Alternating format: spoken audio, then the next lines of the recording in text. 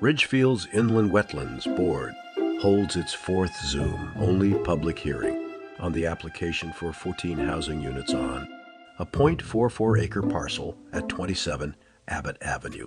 They receive and accept an intervenor petition from David Sachs on behalf of the Abbott Avenue Neighborhood Action Committee.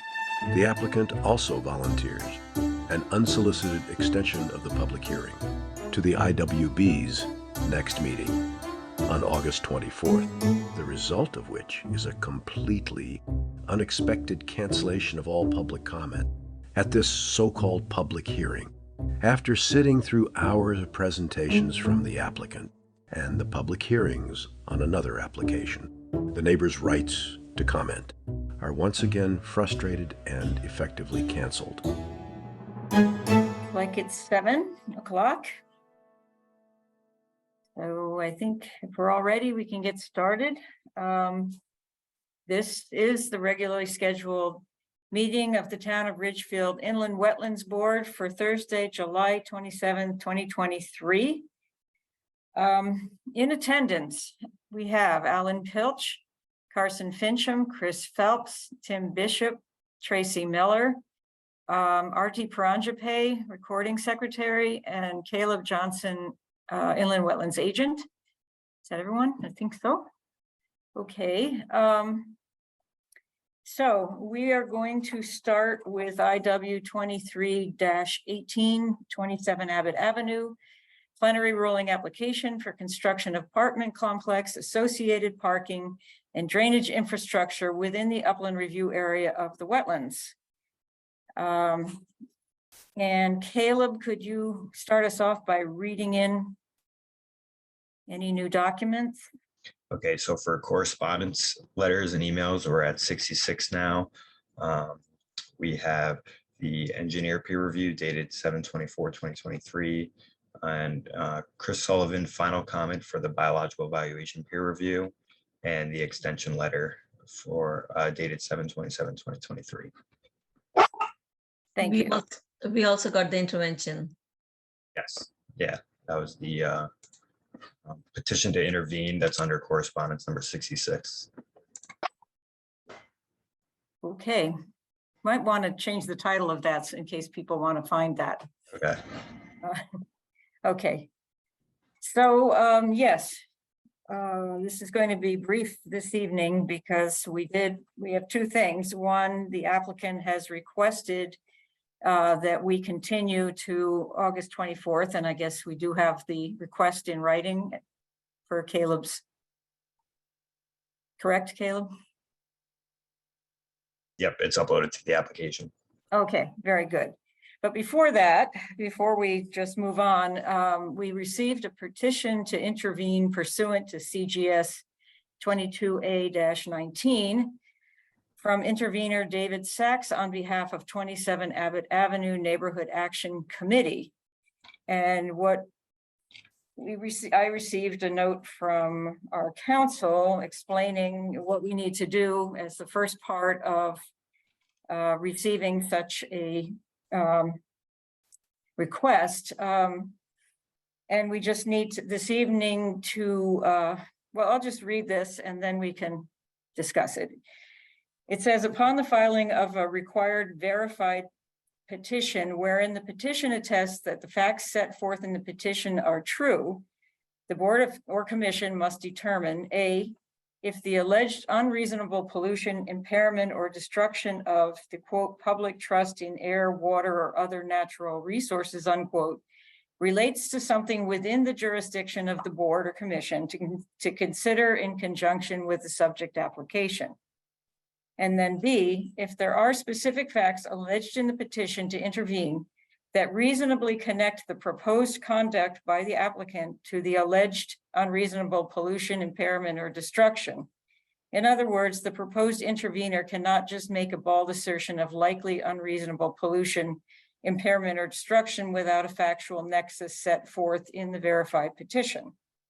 If the board or commission determines that both A and B are reasonably satisfied by the proposed intervener in the content of the petition, then the board or commission must vote to acknowledge and grant intervention status to the intervener. A person may become an intervener even if the allegations ultimately are determined by the Board or Commission to be without merit, i.e. there is no reasonable likelihood of unreasonable pollution, impairment, or destruction. So any questions about what we need to do, which is basically, if we determine that these A and B are true, then we actually must go ahead and accept. We need to vote to acknowledge the petition and grant intervention status. Any comments or anyone want to move that? Well, did you say that our attorney has reviewed it? Was this our returnees or that this No, wasn't? we just asked our attorney for information on how to handle an intervener letter. And An what did our intervention attorneys? petition, yes, and this is what he sent. This is what we need to know in order to make a determination whether to accept the intervention, to basically acknowledge and grant intervention status. I assume you've had a chance to read it. I unfortunately have not had the chance to read it. Okay. Yeah, Susan, this is Carson. I read through it, and at least for my personal belief on it is it wasn't just a brief, document that put forth conjecture. I think it put forth a lot of arguments that have already come up in the proceedings, and it seems to me to be clearly tied to the proposed activity. And so to me, it seems, again, personally, to qualify as seems to be a legitimate application for intervention. I think, as the attorney noted, that doesn't mean that the arguments in the intervention are determined to be valid yet or not. But it's just a matter of whether they overcame that initial threshold of putting forth a valid claim that the public trust in the air, land, and water, might be eroded based on the activity. And for my personal thoughts, I think that seems true and accurate based on the document that was submitted. I would agree with Carson. I think it's a relevant statement and has applicability here. Yeah, I think one of the things in particular they noted was the drastic increase in impervious area, which, and this isn't necessarily a different issue than we've already been discussing, but I think that combined with the evidence we've already heard on the record, and I think even from some other letters regarding the potential for the previous occurrences of downstream flooding in this particular stream course, seems to raise legitimate concerns to me. Okay. Mr. Klein, did you want to speak before we move this? Oh, sure. Thanks so much, Madam Chair. For the record, Jay Klein, for the applicants over at 27 Abbott Avenue. I just wanted to say, we thought an extension might be appropriate given the fact that we received this intervention, I think, just this week, and then some other comments yesterday and then today. So rather than dump responses on you all the day of or the night before the hearing, we thought maybe some time so that we could craft fulsome responses, then you all could have real time to read through those responses would be more productive than trying to jam everything in tonight.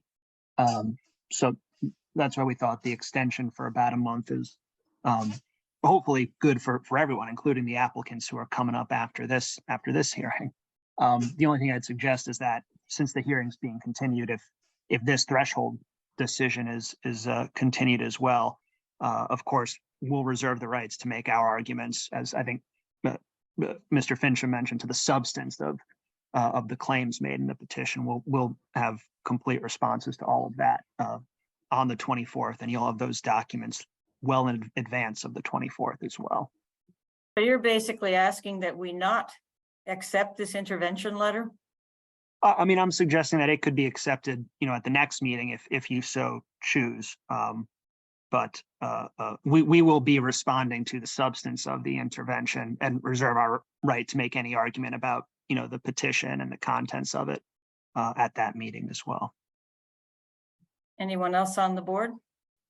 I'll just say that I concur with the statements that have been made both by Carson and Tim. Okay.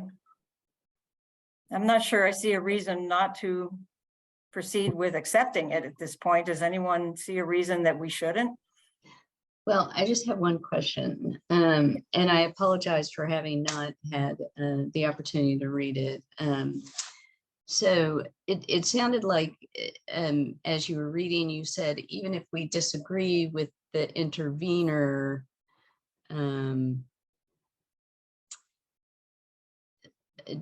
does the intervener override our decisions? I guess that was a little bit confusing to me.